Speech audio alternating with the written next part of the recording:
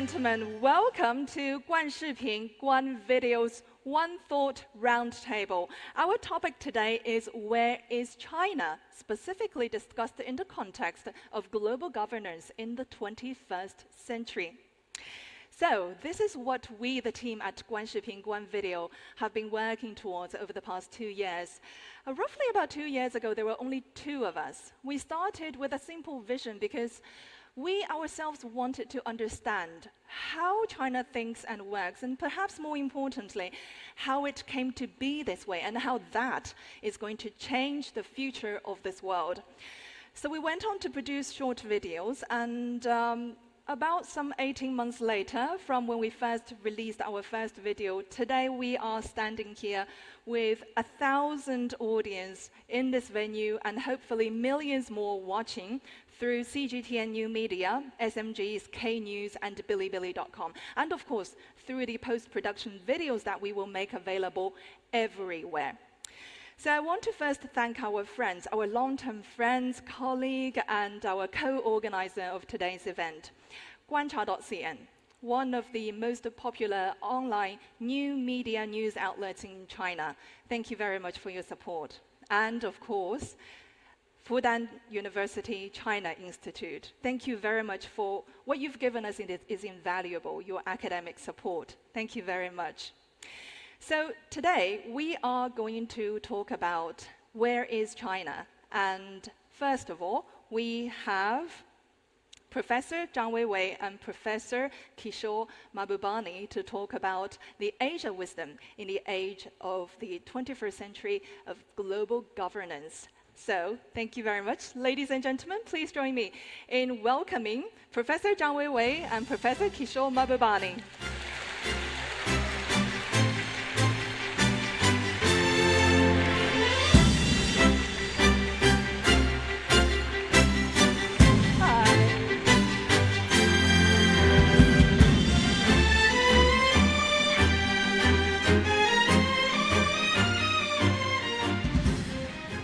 This is the picture that you all came here for, so I shall leave the stage to our distinguished speakers. But before I leave the stage, just a quick note on what's going to happen today. So each of our speakers will get roughly about 10 minutes for a presentation. And then after that, I know that the 2 of you have some questions for each other. And I know despite how much you agree on the role of Asia, in the 21st century global governance, there are at least 1 or 2 areas in which you do disagree with each other, so it should be fun to hear where you actually disagree. So with that, I'd like to firstly, and of course after that, we will be hearing from you, our audience, and our special commentators on the topic at hand. So let's first begin with a presentation from Zhang Weiwei. Professor Zhang Weiwei was served as Deng Xiaoping's senior interpreter in the 1980s, and he went on to become one of China's best-selling authors, having sold well over 1 million copies. And it's the topic that is interesting.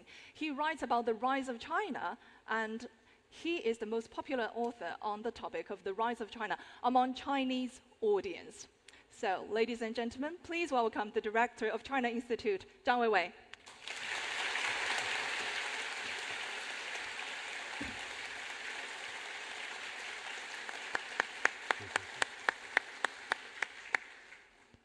谢谢大家的光临啊，感谢大家对观视频、观察者网和中国研究院的支持，真诚的感谢。我们在这么一个上海的经典的艺术殿堂举行这么一个中国道路、中国模式、中国思想这么一个圆桌会，我想意义非凡。再次感谢大家。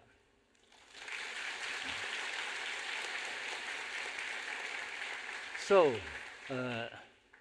good evening.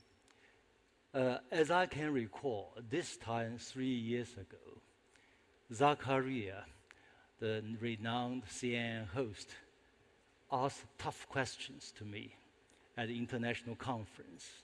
He said, Professor Zhang, you always say China should not copy the Western political model. Yet, look at Asia. Virtually all the countries in Asia have adopted Western political system. why not China? I said, actually, my answer is very simple. Because China has performed better than all the other Asian countries combined over the past 3 decades, especially on the issues of the greatest concern to the Chinese people, such as fighting poverty, producing middle class, creating overall prosperity, and the list goes on. Indeed, 4 decades ago, China was as poor as Malawi of Africa in terms of per capita GDP. Now, China is the largest economy in terms of purchasing power parity. China has produced world's largest middle class. China is now the largest trading nation. Again, the list goes on. So how to explain China's success? You have all kinds of explanations. For instance, cheap labor. But it's not the case. There are many countries which offer cheaper labor than China. Some say FDI, foreign direct investment. Again, many countries have attracted more foreign direct investment than China, especially in per capita terms. Some say the market economy. Again, most countries in the world practice market economy, but so many of them landed in financial disasters rather than financial economic prosperity. And then, of course, the famous line, China is authoritarian state. Again, by the Western definition, so many countries in the world are authoritarian, but they fail to create what we call miracles. Obviously, China has done something different. If I have to summarize how to explain China's success, 2 words, the China model, then it will evolve certain complications, especially about the political system, about democracy. How to define democracy? In the West, it's very simple. Multi-party system, 1 person, 1 vote, universal suffrage. Yet, Chinese would say, this is at best procedural democracy, not substantial democracy. Then Chinese will say, we have people's democracy, consultative democracy, we have decision-making process, whatever, democratic centralism. The West will say, no, this is not democracy. So we disagree on this very subject. But for the sake of our discussion today, let me borrow the famous phrase from Abraham Lincoln, the greatest American president by many. Government of the people, by the people, for the people. Let's, for the moment, use this as a working definition for the sake of discussion. Then we compare, item by item, for the people, of people, by people. Say, the Chinese side, or the Western side, or the United States has done better. So let's look at first this for the people. And I have found some interesting statistics.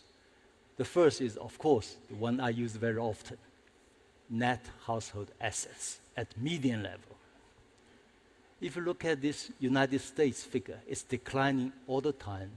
And by the year 2010, China's gap with the United States was already very close, $10,000.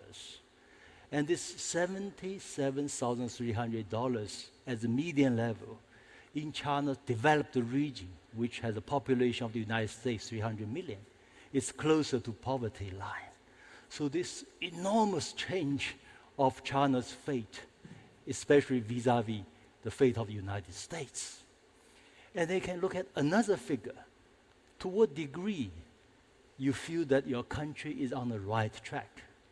If we look at this study by Ipsos, which is one of the largest opinion survey companies. In the case of China, 90% think the country is on the right track.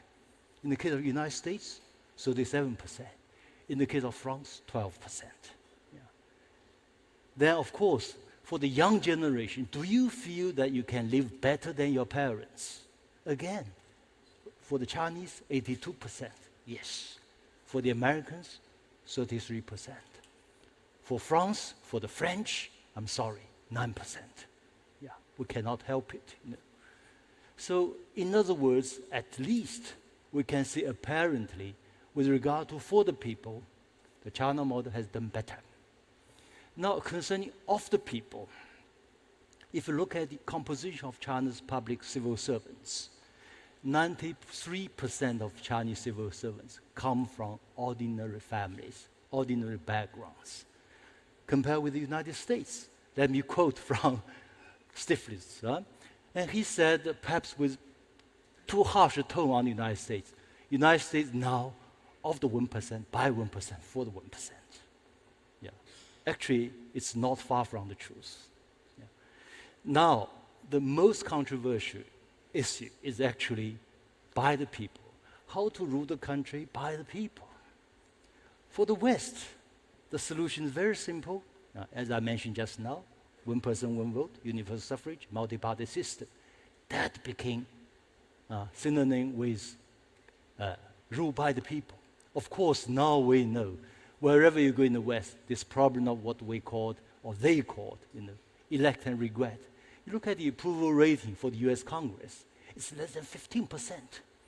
Could you call this a democracy or rule by the people? It's a joke. No. So, if the West focus on procedures, the Chinese focus on more on substance, or the substance of democracy, which to my mind is good governance. Good governance. In other words, we can even extrapolate from this. We should really usher in a paradigm shift from the so-called democracy versus autocracy to good governance versus bad governance. That will be able to explain much better the existing world today and the world in the future. Under this kind of guidance, China has conducted gigantic and extensive experiments. For instance, in the political domain, we have tried what I called selection plus election.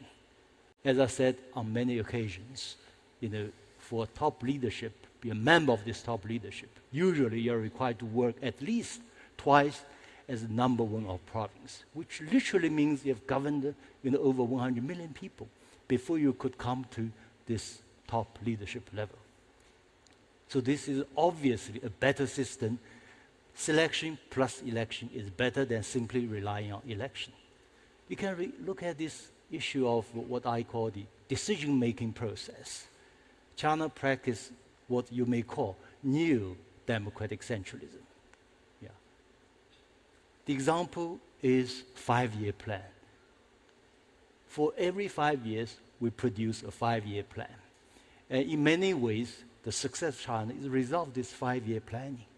But this is a great innovation from the Soviet 5-year planning. And it involves actually hundreds, if not thousands of rounds of discussions, consultations at all levels, from bottom up, from up down. So this is an amazing process which leads to better quality of decision making. I remember one friend of mine who is from the United States, and he said, Xi Jinping embraces the year 2050. Well, Donald Trump embraced the year 1950. Yeah. We can plan for next decades, plan for next generation. And this proved to be extremely good for the really fate of China. And behind this, I always argue China's civilizational state, which means China is a country, a result of hundreds of states amalgamated into one over its long history. And this also means for so many thousands of years, China has been ruled under a kind of one-party system, you may call this, unified ruling entity. In many ways, the Communist Party of China has continued this tradition and has it further extended and developed. So that explains a lot why the CCP is a unique institution in China. I want to really summarize the China model in brief. In the political domain, as I mentioned just now, it's selection plus election. It's obviously better than simply relying on election. In the economic domain, it's a mixed economy. The state and the market, the state sector and private sector, their roles are on the whole, more or less well mixed. This is better than neoliberalism, Washington consensus. In the social domain, it is about positive interactions between the state and society, which allows Chinese society to be, on the one hand, extremely dynamic, creative, on the other hand, coherent. So this is crucial. Now I will discuss briefly with you China today and China tomorrow. And I think China is now the largest economy in the world in terms of purchasing power parity. If in nominal US dollar terms, I think China will become the largest economy in 5 to 10 years. China's middle class, from my own estimate, will be twice larger than the US population. The US population is roughly 300 million. 10 years from now, China will have a middle class, perhaps over 600 million people. China has already practiced medical insurance for all and pension for all, although there are levels of differences from region to region. Yet, I think, arguably, China has already done better than the United States. China also developed the world's largest home ownership system, much larger than all Western countries, which is important. China is also now the leader in the world in the renewable energies, wind energy, solar energy, electric cars, etc. So what will be the implications of all this on global governance, which is our main topic today? I think, first, the China model will inspire more and more countries to explore their own model of development and modernization. Second, the international order will shift. It's already shifting from a vertical order in which the West is above the rest in terms of power, wealth, and ideas, to a more horizontal order in which the West and the rest are more or less on the par, on equal footing with each other in terms of power, wealth, and ideas. And thirdly, as I mentioned earlier, there will be a shift of paradigm, which means from the so-called democracy versus autocracy to good governance versus bad governance. And in summary, I want to make a point. I said, China has learned so much from the West. China is still learning from the West. China will continue to do so for its own benefit. I think now it's high time for the West to learn a bit more about the China model, the Chinese approach, and the Chinese ideas, or even learn a bit from the China model, Chinese approach, and Chinese ideas. It's not about, we win, you lose, or you win, we lose. It's about how to really enrich our collective human wisdom in tackling all kinds of challenges facing humanity today. It's in the interest of mankind, in the interest of what we call to building a shared future for mankind, for greater peace and for greater prosperity. Thank you. Thank you. Congratulations. Well done.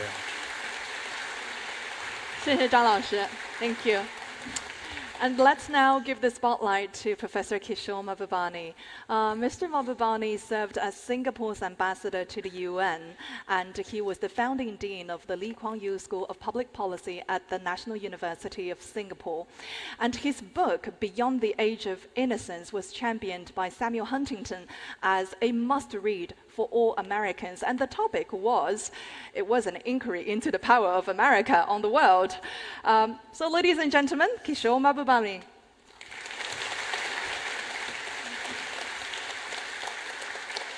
Thank you.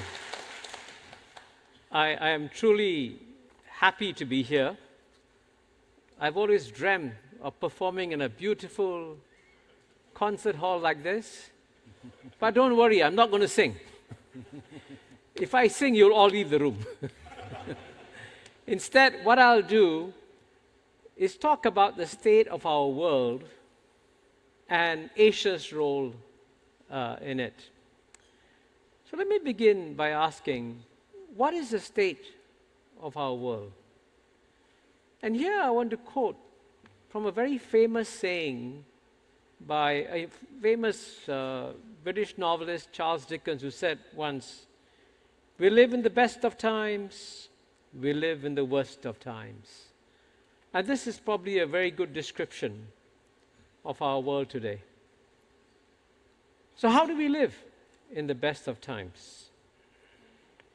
Amazingly, when future historians look at our times, especially at the last 20 or 30 years, they would say that we have actually carried humanity to the verge of utopia. Now, this is a very strong statement to make.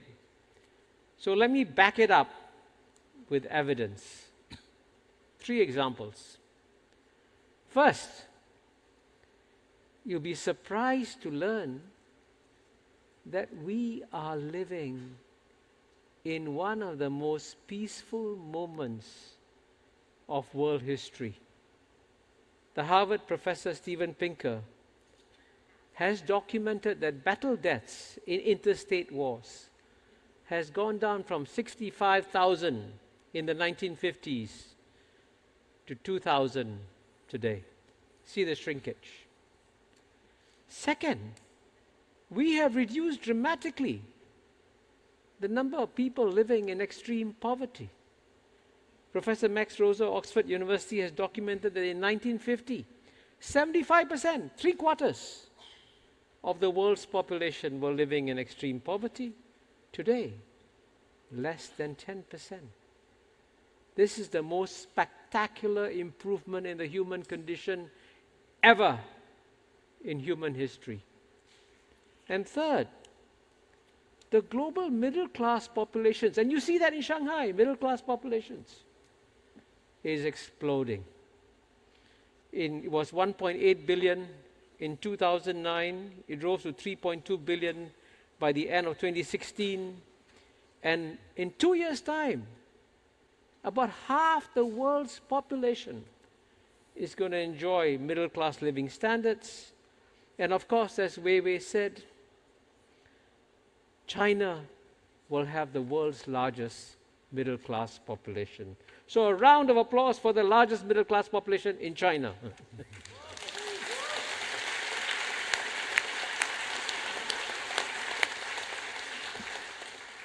Now, having given you the good news, how can I say we live in the worst of times? How? How do we live in the worst of times? We live in the worst of times because what has been until now the most successful civilization, the Western civilization, has now become the most pessimistic civilization. I think, Weiwei, you showed some statistics on how the young people feel about the future, and trust me, they don't believe that a great future lies ahead for them. And that's why they're voting for populist parties, rejecting mainstream parties, and they're fighting among themselves. You saw in the G7 meeting in Quebec just a few weeks ago. The G7 is broken apart. And so the question is, what's happened? That's why in April I launched this book in London called Has the West Lost It? And I try to explain in a very short book what mistakes the West has made. It's made many, but let me highlight one. And this was at one of the most triumphalist moments in the history of the West, which was the end of the Cold War around 1990. Because having defeated the Soviet Union without firing one shot, the West became so incredibly arrogant. And leading Western intellectuals in America and Europe enthusiastically embraced the famous essay by Francis Fukuyama entitled The End of History. And in this essay, Fukuyama said, and I'm quoting, "What we may be witnessing is not just the end of the Cold War or the passing away of a particular period of post-war history, but the end of history as such. That is, the end point of mankind's ideological evolution and the universalization of Western liberal democracy as the final form of human government." That's Francis Fukuyama. And as I say in my book, somewhat cruelly, his essay did a lot of brain damage to the West, because his essay put the West to sleep at precisely the moment when China and India were waking up. As we know, China's economy took off in the 1980s after Mr. Deng Xiaoping, friend of Zhang Weiwei, launched the 4 modernizations in 1978. And India took off about a decade later after Manmohan Singh launched the reforms in 1991. And we have seen, Weiwei has documented this, what a spectacular rise China has had. And I can tell you that the same may well happen for India. And if you want to get a sense of what India's potential is, I suggest you look at the most competitive human laboratory in the world, which is the United States of America. It imports the best brains from every country in the world to come and live and work in America. So that's where you get the most ferocious competition. And guess which ethnic group has the highest income in American society? Is the ethnic Indian community. And how many of you know that 2 of the largest corporations in the world, Microsoft and Google, are run by ethnic Indians? So if the Indian population in India can achieve just 1/3 of the per capita income of Indians in America, India is going to have the largest economy in the world. So that's the potential that we have. And why is this waking up of China and India so significant? It's significant because from the year 1 to the year 1820, for 1800 out of the last 2,000 years, let me stress this, for 1800 out of the last 2,000 years, the 2 largest economies have always been those of China and India. And it's only in the last 200 years that Europe took off and America took off. So if you view the past 200 years of world history against the backdrop of the past 2,000 years of world history, the past 200 years of world history have been a major historical aberration. All aberrations come to a natural end, so it's perfectly natural to see the return of China and India. And even today, as Weiwei has said, in purchasing power parity terms, the 4 largest economies in the world are number 1, China, number 2, United States of America, number 3, India, number 4, Japan. So 3 out of the top 4 economies are already Asian. So the world has changed dramatically. But for us now, Western pessimism poses a great threat to the world because with this kind of pessimism, it makes it impossible for Western leaders to explain to their populations that just as we Asians, we had to adjust and adapt and change to succeed. Today, the West has to adjust and adapt and change, and no leader will tell them that. So that's dangerous for us. So in that scenario, we have to do what we can to make sure that we have a good future for ourselves. So let me conclude by making 3 suggestions on what we can do to continue to make the future bright for Asia. First, let us build on the positive things we have done in this region, which is the regional multilateral processes. And here I'm going to give you a big secret. One of the reasons why Southeast Asia and East Asia has been at peace has been because of the association of Southeast Asian nations, ASEAN, and ASEAN has actually delivered peace and prosperity. And in a book that I co-authored with Jeffrey Singh last year called The ASEAN Miracle, I point out that the reason why we've been so peaceful is because ASEAN has provided the venue for all great powers in the Asian countries to come together every year. ASEAN has also delivered prosperity by signing free trade agreements with China, Japan, India, and South Korea. And this year, we should try to complete the negotiations for the Regional Comprehensive Economic Partnership, RCEP. The second thing we can do is to strongly support the Belt and Road Initiative that China has launched, because it is going to bring the region together.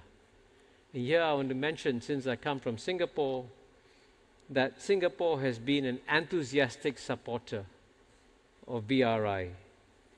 And just to give you the data, China's investments in Singapore amount to 1/3 of its total investments in Belt and Road countries, and Singapore's investments in China account for 85% of incoming Belt and Road investments into China. And we believe that more Asian countries should join Singapore in participating in the BRI, so that we ensure that the Belt and Road Initiative is seen to be owned not just by China, but by many and other Asian countries also. And finally, we should also acknowledge that even though we have done very well, we haven't achieved nirvana yet. There are problems in our region. We're making progress. It's good news that Donald Trump met Kim Jong-un in Singapore 2 weeks ago. It's good news that President Xi Jinping met Prime Minister Modi in Wuhan a few weeks ago. But we can do more. And here, I want to say that we can probably learn a lesson from Europe in this area of peace and security. And what's the lesson? The lesson is this. We have had 0 wars in Asia for 30 years. We've also had 0 wars in Europe for several decades. But the difference between Europe and Asia is that in Europe you also have 0 prospect of war. UK and France will never fight each other. Germany and UK will never fight each other again. Wars, 0 prospect. In Asia, we have not yet achieved 0 prospect of war. Let us make that our dream, and let us achieve it in your lifetime. Thank you.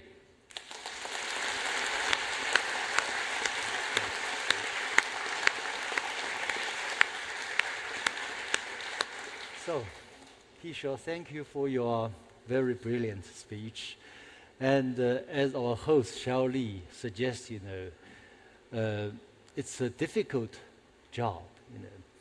As we all know, both of us share so many views on so many issues.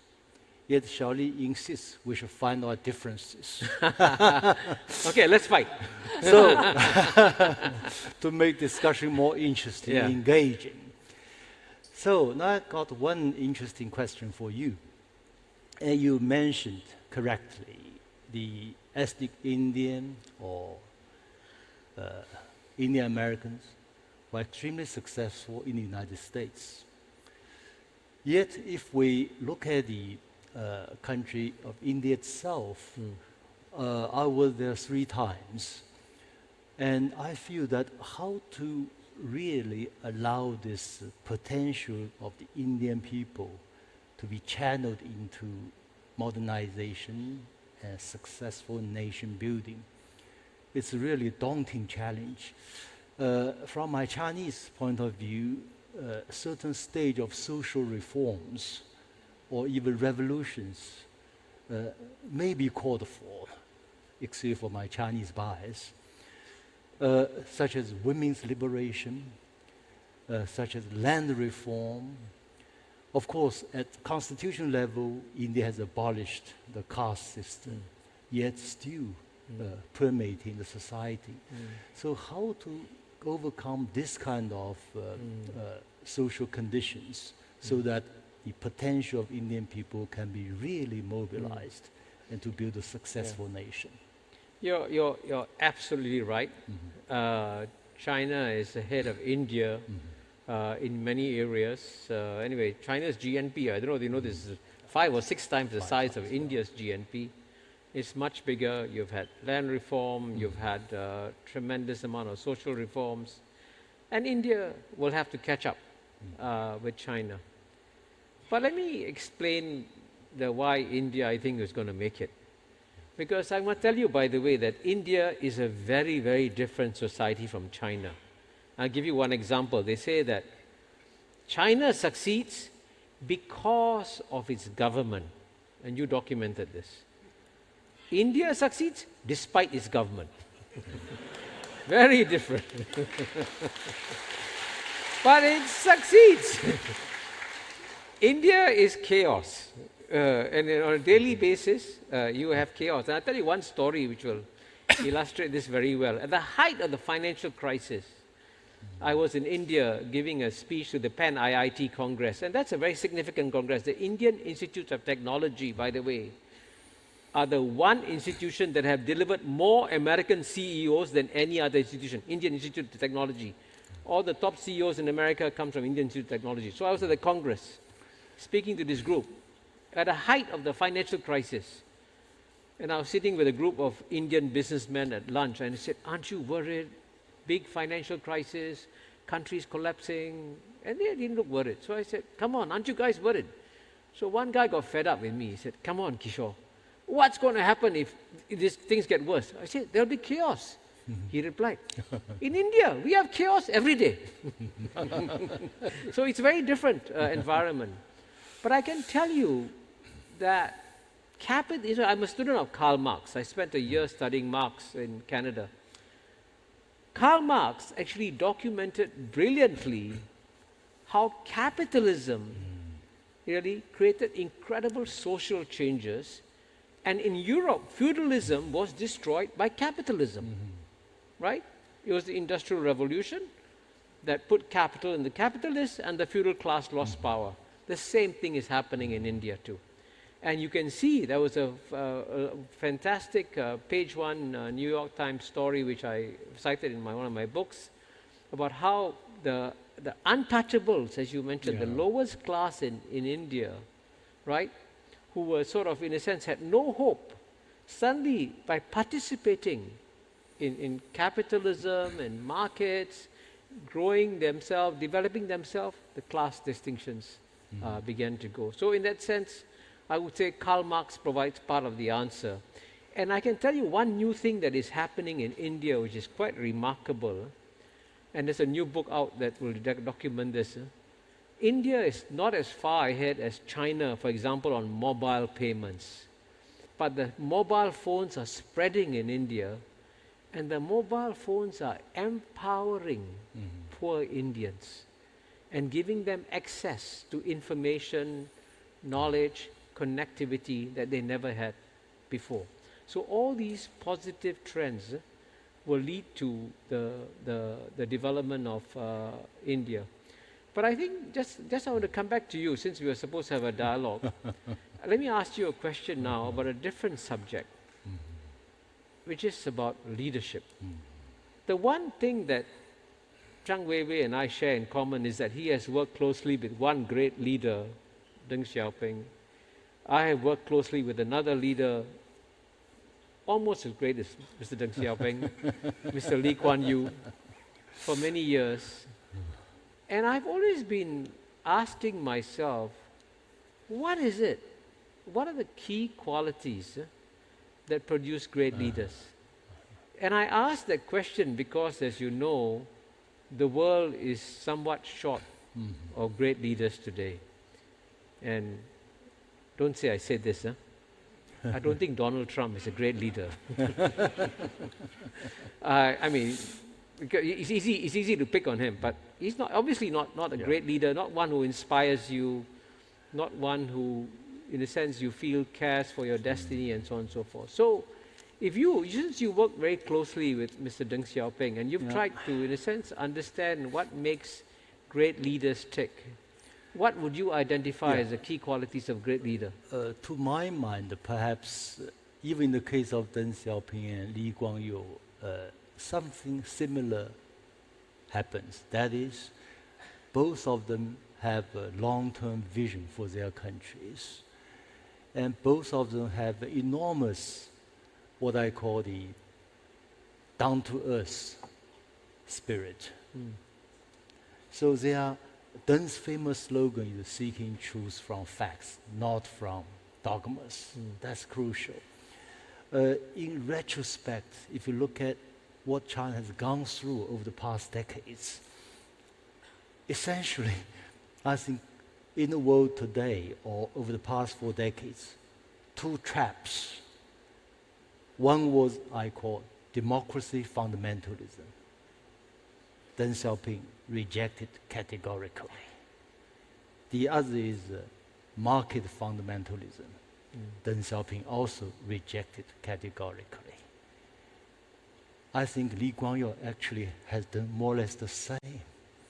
So both Singapore and China have developed. And I think this is crucial, long-term vision, and really when many people think the Western model is the best model, Deng said no. When most people say market is the only solution, and Deng said the state should also play a role. Yeah, as you know, Mr. Lee Kuan Yew was a great admirer of Mr. Deng Xiaoping.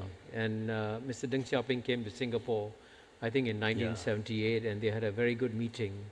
And subsequently, as you know, even the Deputy Prime Minister of Singapore was greatly honored when he was chosen to be one of the economic advisors to Mr. Deng Xiaoping. So I would agree with you that the long-term vision and what I call the culture of pragmatism is a great strength of these leaders.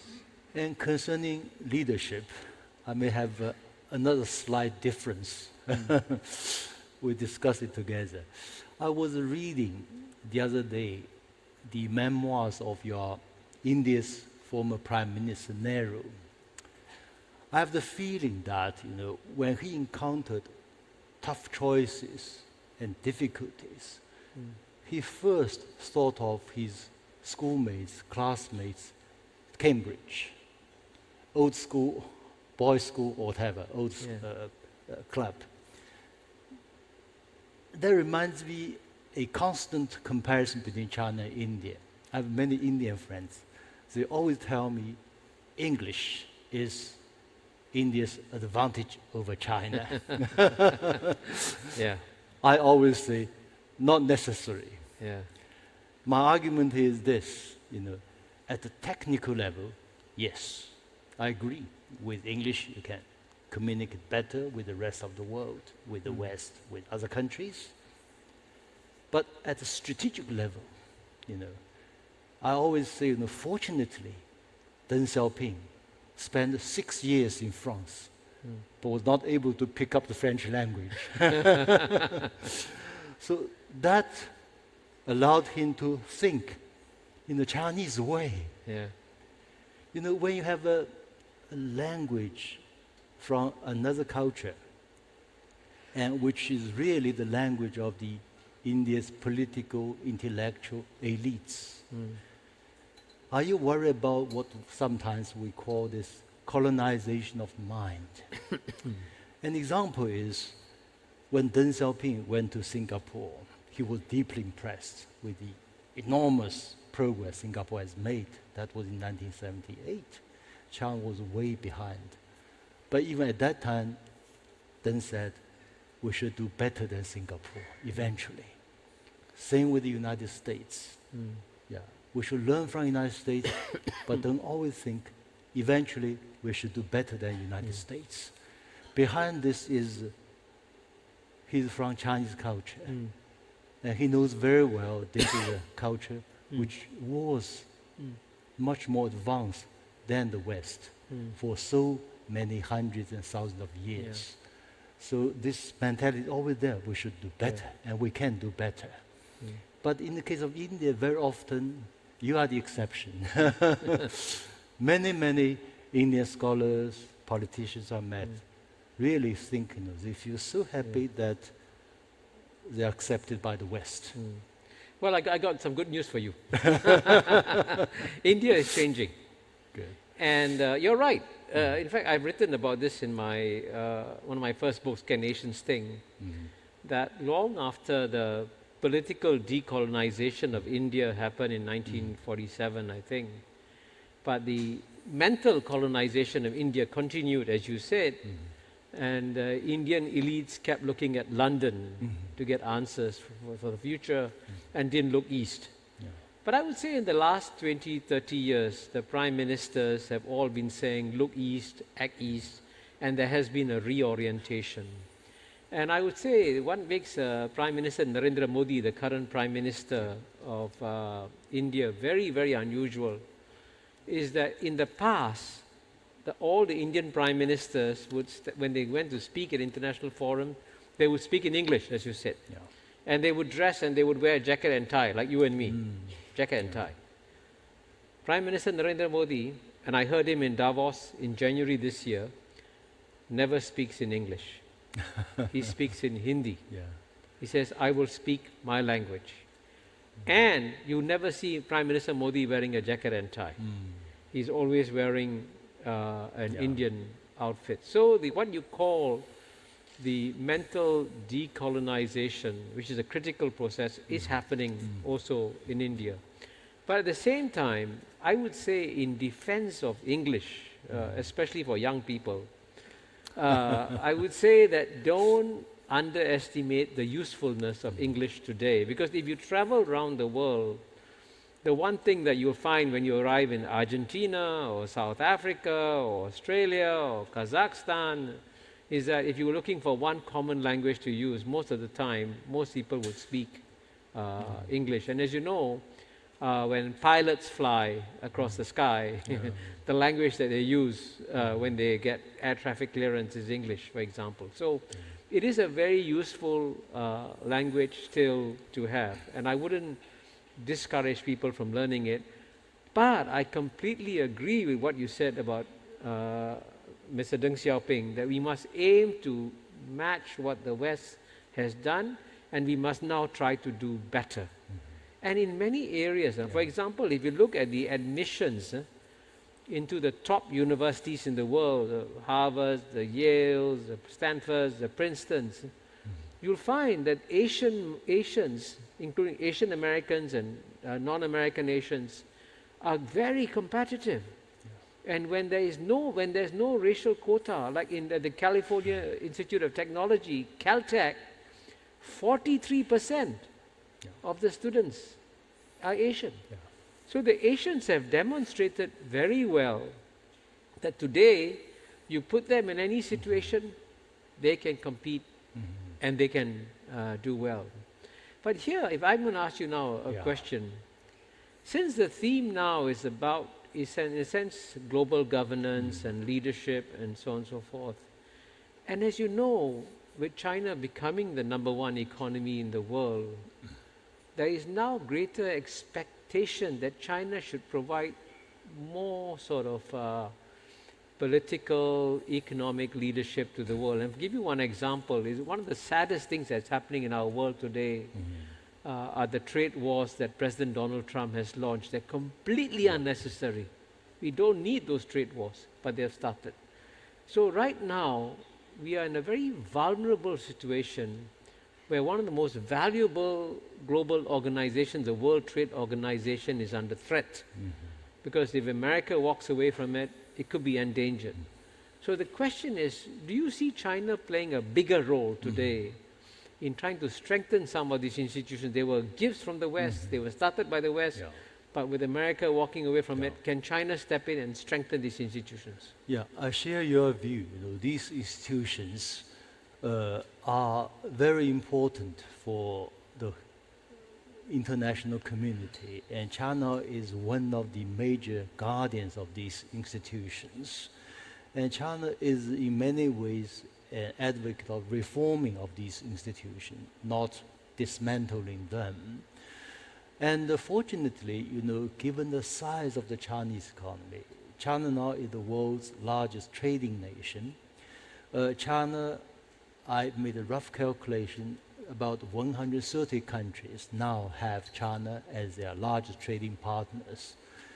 In other words, technically, if the United States under Donald Trump withdraws from globalization, China alone can bring along many countries, given the size of Chinese economy and the trading relations. This is positive. And also, I think in terms of this global governance structure, as you know, the West represents the vested interests. You see so many resistance to reform initiatives in IMF, in World Bank. So the Chinese approach is, let's have some new institutions. It's not exactly to dismantle your institutions, but let's start some new institutions in which we practice really more democracy, more win-win, more cooperation rather than competition, such as the AIIB, etc. So this may be one way how China can impact this world. I remember, British philosopher Bertrand Russell came to China in the early 1920s. At that time, Chinese intellectuals were deeply disillusioned about their country, about their culture, Chinese culture, because China was defeated once again and again by the European powers. And Bertrand Russell counseled the Chinese intellectuals. He said, you have a wonderful first-class culture, culture of peace.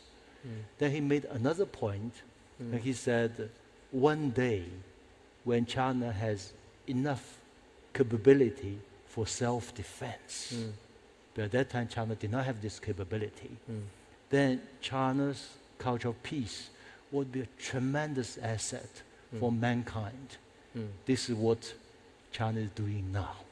Yeah, I think if Bertrand Russell were alive today, he'd be very, very pleased with the progress that China has made. And I completely agree with you that China is doing the right thing in setting up the, as you know, the BRICS Bank, the AIIB, and so on and so forth. But I think China should also go one step further, because the head of IMF, Christine Lagarde, has actually said once that it's written in the constitution or charter of the IMF, whatever it is, that the headquarters of the IMF will always be in the capital of the largest economy of the world.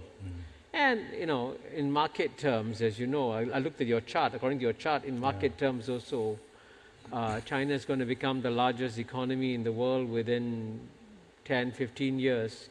So then Beijing will have to make way and allow the IMF to move from Washington, D.C. to Beijing. But as you know, it will be a big shock to the Americans when that happens. So my last question to you, we have only 1 minute, is how will you console your American friends when the IMF moves from Washington, D.C. to Beijing? As we only got 1 minute, I actually think of one thing, Now you are a senior fellow at our institute. We are deeply honored and very pleased. And you have so many books translated into Chinese.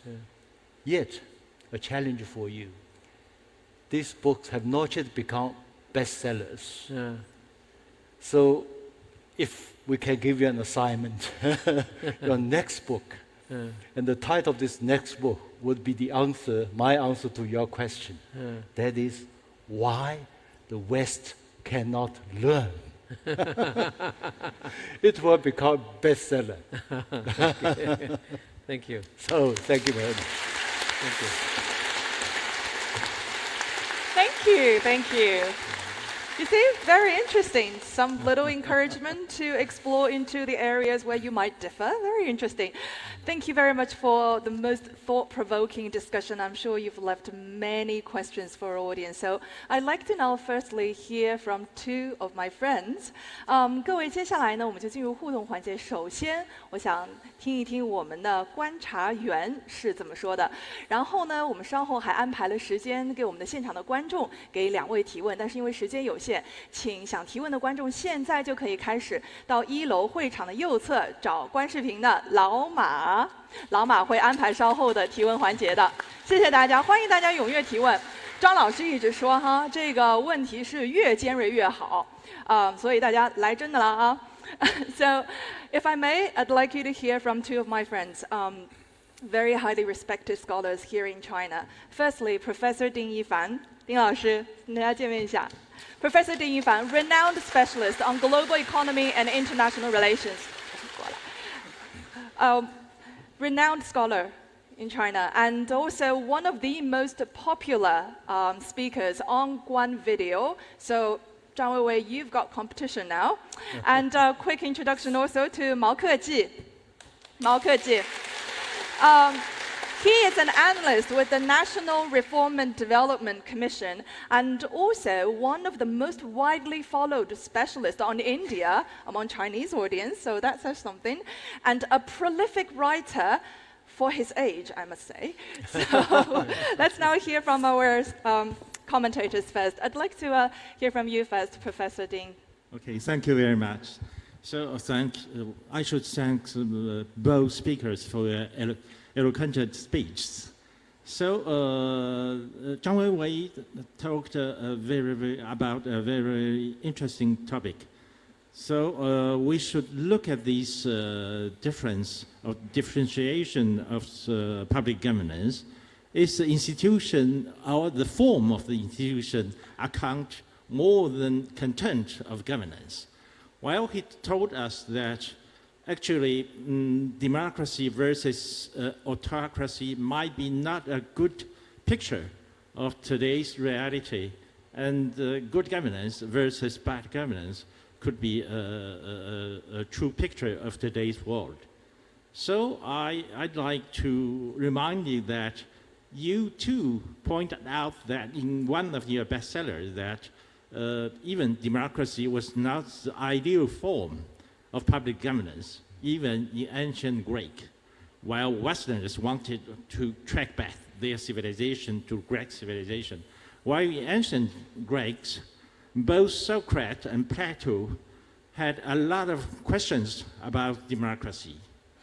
And Socrates quoted a lot of examples saying that if you are sick, are you going to see a doctor or are you calling a mass to ask them what you have to do? So he said that if you are sick, if you are ill, you are going to see a doctor because doctor is expert to tell you what to do. While the mass population, even the majority, cannot assess your sickness. Well, in terms of public governance, Socrates thinks that the mass population can do nothing to better governance. So I think that is very important, especially in this period of time. Because when we said democracy could be a good form of governance, it's because our assumption is that people are rational. People will think independently, and then most of people, or the majority of people, won't be so wrong in making some decisions. Well, today, we are witnessing a period of so-called post-truth period.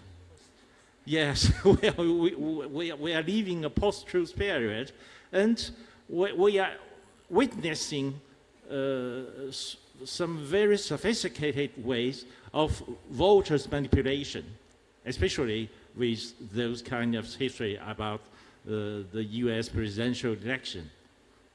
So we should wonder whether the so-called free election or universal suffrage would still be an ideal form for governance or an ideal form for selecting leaders.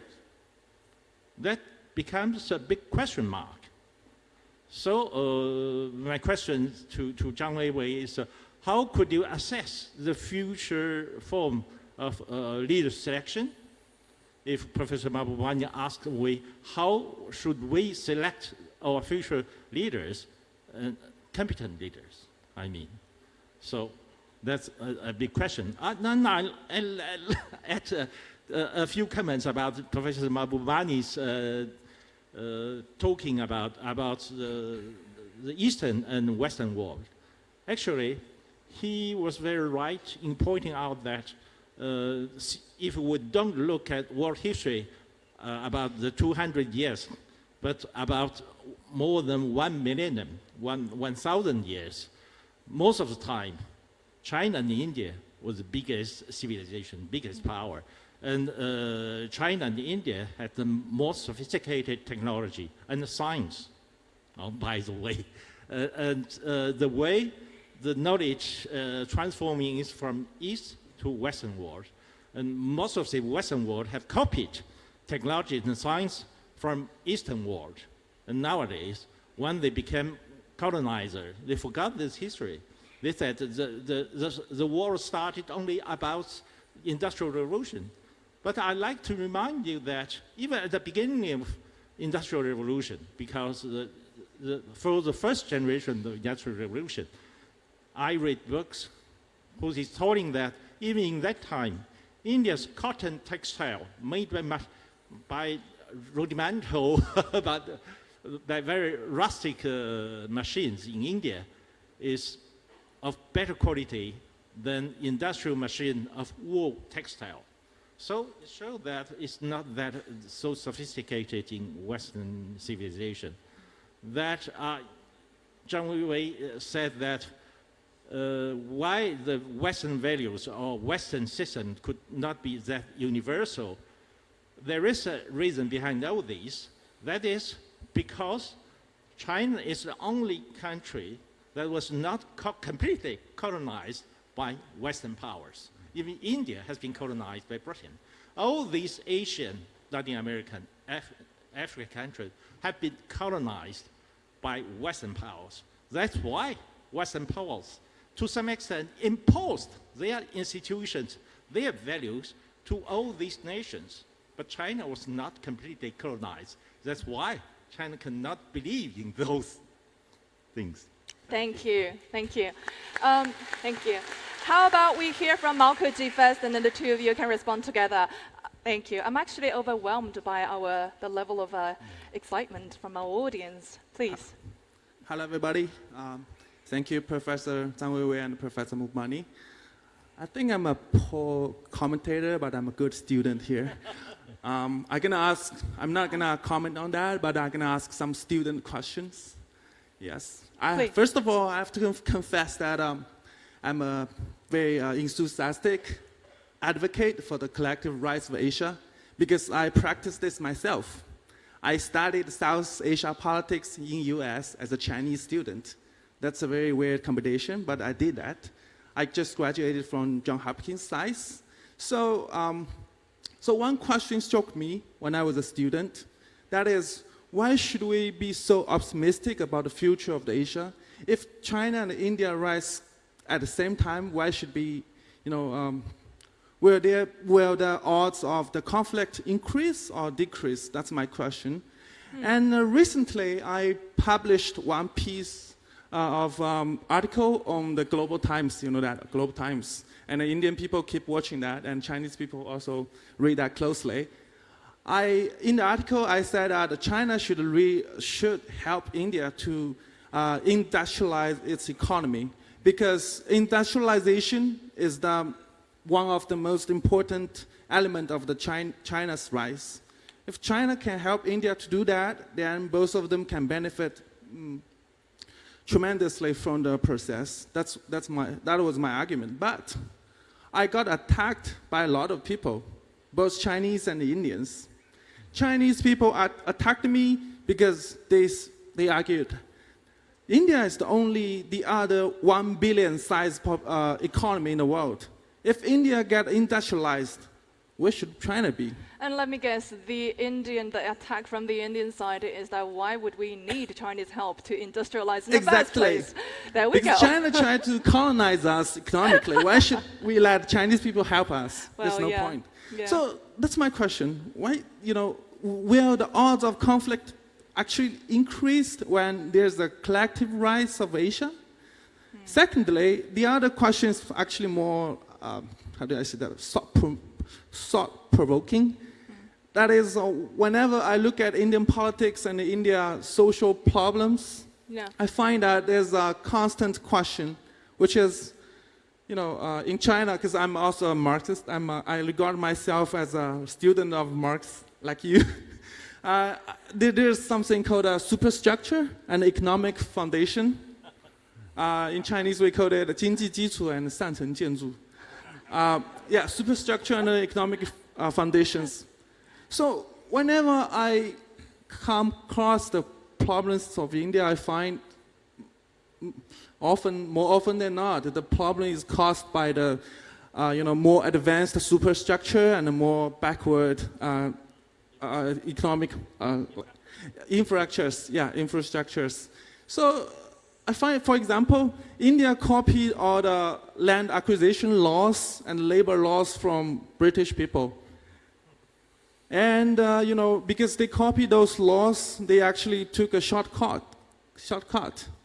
They never experienced those reforms and revolutions themselves. So all of a sudden, they just copied them from Europe. Yeah, but China, we have the system evolved in ourselves. Look at Chinese history. We've evolved all the years.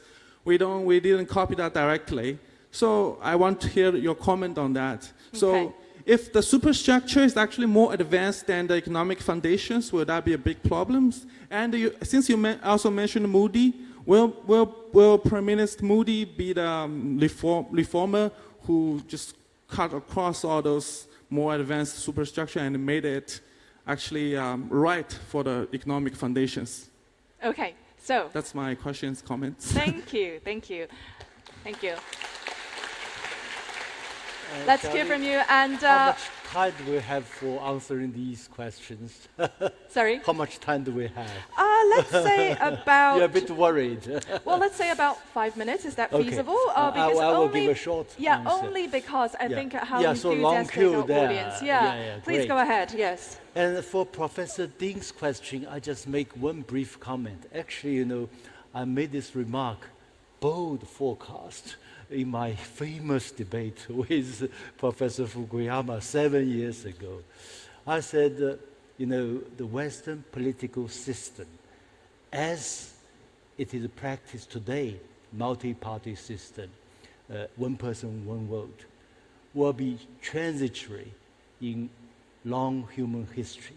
在人类历史长河中，可能是昙花一现。Indeed, because about 2,500 years ago, it was practiced in ancient Greek so-called city-states or by Chinese and villages, Then for over 2,000 years, democracy was equivalent to mob politics. Only after Western countries became industrialized, modernized, they began to have this one person, one vote. Now the crucial is, as you mentioned, this assumption that human beings are rational. This assumption is faulty. I said 3 genetic flaws. This very assumption of human beings being rational. This idea that the rights are absolute. The idea that procedures are all that important. All these 3 fatal mistakes or genetic flaws will close the fate of Western political system unless they conduct substantial, meaningful political reforms. Otherwise, it will go down and decline further. So the rest is for you. Okay, thank you. Let me. I actually share, and I'm glad you quoted Socrates, because it makes it very clear that the concerns great thinkers have had about democracy have been very long-standing, over 2,000 years old. And you're right. When you're sick, you want to go to a doctor and you don't want to go to the masses. And these are the limitations of democracies. And as Winston Churchill said, democracy is the worst form of government, except for the alternative. So I want to mention something very important, because this has also been the experience in recent times, which is that countries have also suffered very badly when they had bad dictators. So Philippines suffered under President Marcos. Zaire, Congo, suffered under President Mobutu. Pakistan suffered under President Zia-ul Haq. The countries went backwards, under these leaders. So having a dictator is also a problem. So finding the right balance and creating the kind of meritocracy that China and Singapore have successfully done is not easy. And it's not an easy thing, but at least we know that that's a way forward that we should try to do. And I strongly support meritocratic forms of government. Now, the questions on China and India are much more difficult to answer, because I don't know how many of you know this, but the relationship between China and India is actually quite complicated. Most Chinese are not aware that there was a border war fought between China and India in 1962. Most Indians are aware of this. So there is a certain obsession in India about China, but you don't have the obsession in China over India. It's an asymmetrical relationship. But at the same time, the former Prime Minister Manmohan Singh has said the world is big enough for both China and India to grow. And I want to make just one point on China and India. The future of Asia will depend on one big question. Can China and India get along? Because these are the two biggest societies. China 1.4 billion, India 1.3 billion. By 2050, India's population will be bigger. So if the two most populous countries, China and India, don't get along, then Asia is in trouble. So it's very important that the young people of India and the young people of China make a huge effort to overcome the recent untroubled history and remember that before the period of Western colonial rule, when the Asian countries lived side by side, you had 2,000 years of peace between China and India. China and India never fought a war for 2,000 years. So that long history is far more important when you look ahead, and we should not be bothered about what happened in the last 50 years. Your questions about superstructure, substructure, very complicated. I think we'll have to have a private discussion over that. Thank you. So shall we move on? Yes. Thank you. Thank you very much. Thanks.